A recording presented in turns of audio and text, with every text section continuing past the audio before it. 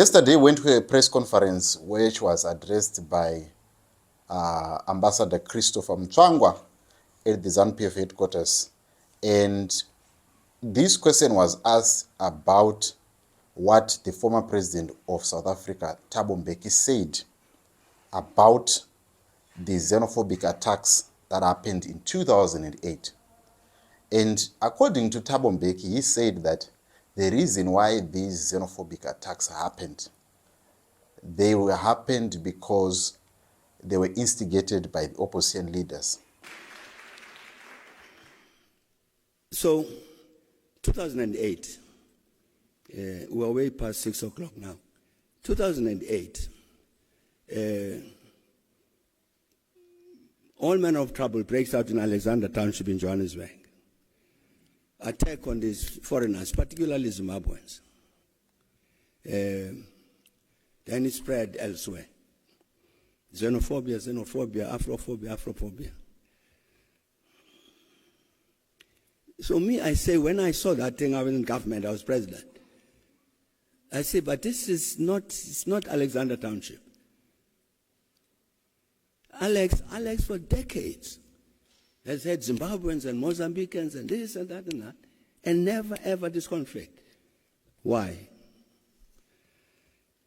There's a mistake we made as government, and not to disclassify an intelligence document about what happened in Alexander 2008.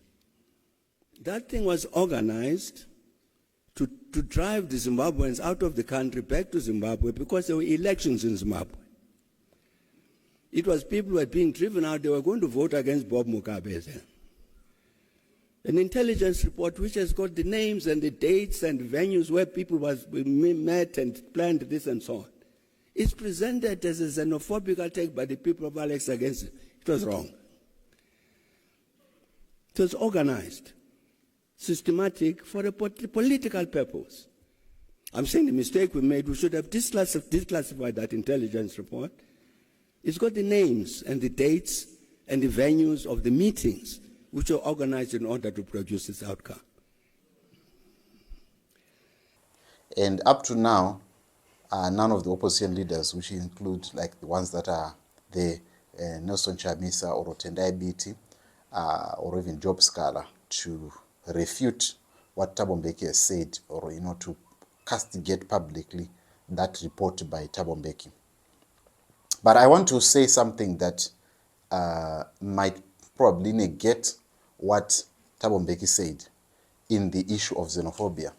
In 2010, when I was getting my passport to Beulah Park, you remember there was a program that was enrolled by the government of Zimbabwe in conjunction with the government of South Africa to allow Zimbabwean citizens to get passports in South Africa. I was there at Beulah Park, and one of the things that I observed and what I heard was that there was some people who instigated the xenophobic violence in Alex who were Zimbabweans.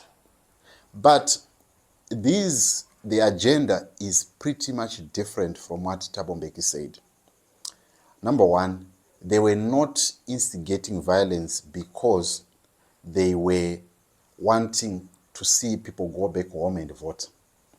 No. The reason why they were instigating violence, it was because you know that there is a rift that is there between the Shonas and the Ndebeles. And there are Ndebeles that are based in South Africa. These Ndebeles fled the Gukurahundi, and some of them, they fled the Gukurahundi and they got naturalized in South Africa after that. But there are other fellows who then went to South Africa in the 90s and other time, and they never got IDs. And that was the time when you could buy ID, you could use someone's ID and everything. So they could consider themselves as South Africans. So they could instigate this violence because of the unresolved issue of Gukurahundi.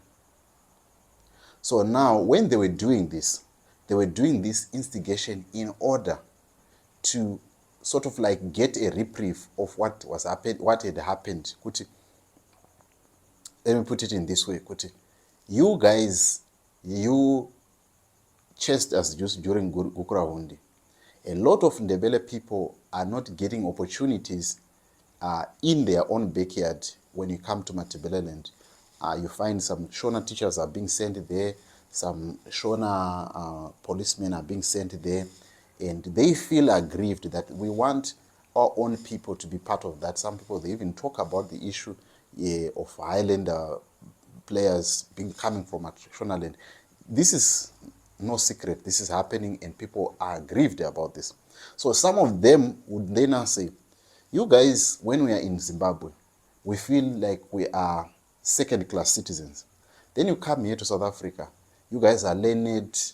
You come and you dominate our jobs. You understand? And it was very easy to instigate South Africans to say, look at these people, they are taking your jobs.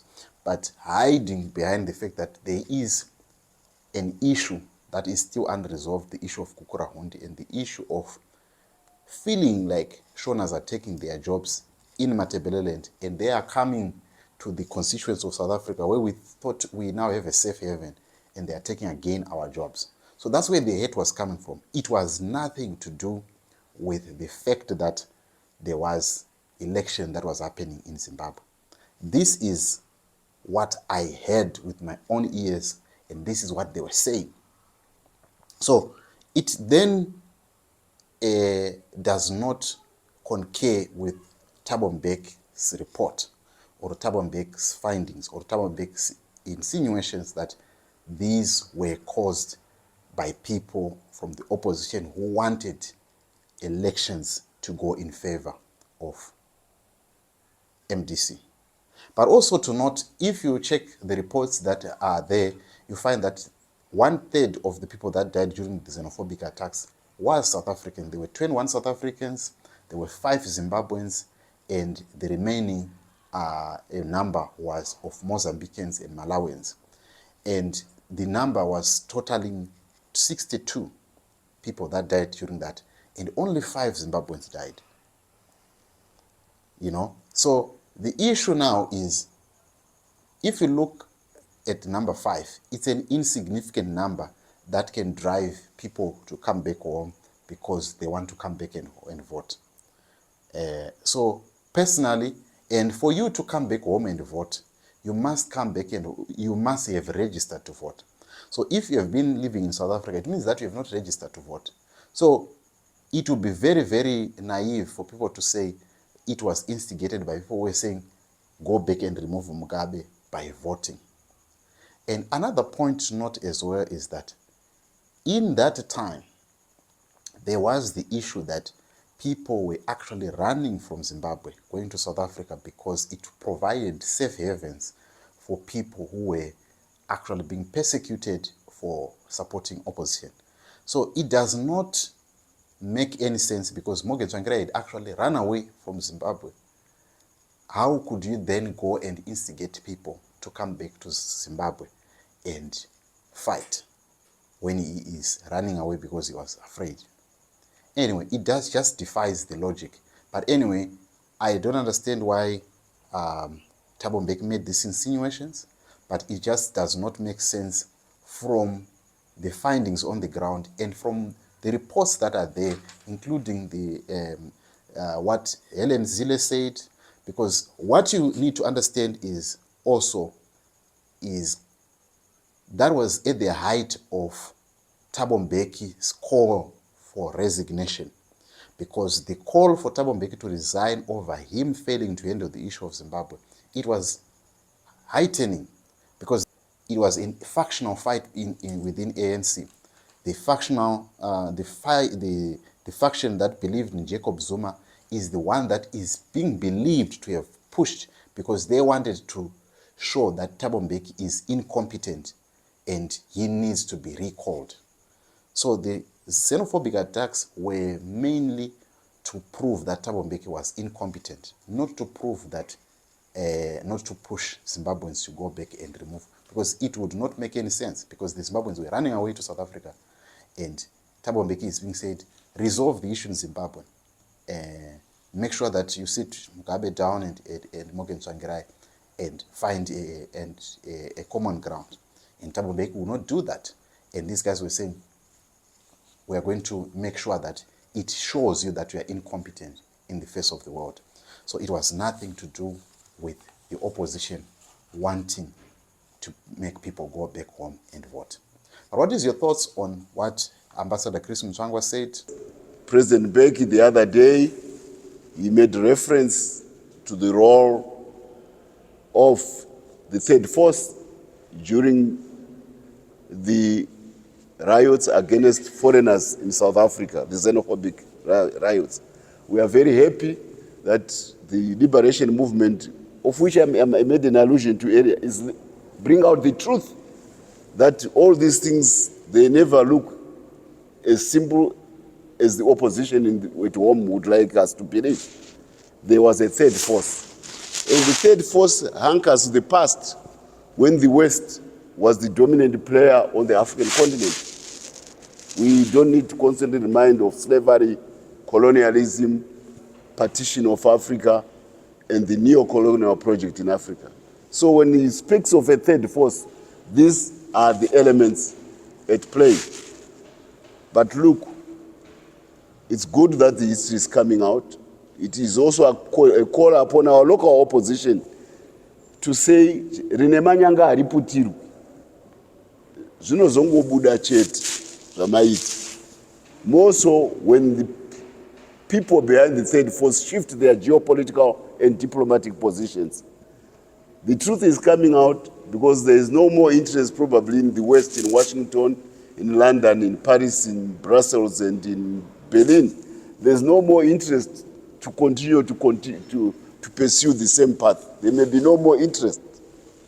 So when paradigms shift, the waters expose what had been happening in the past. When the riverbed shifts, you see what has been going on in the past more clearly.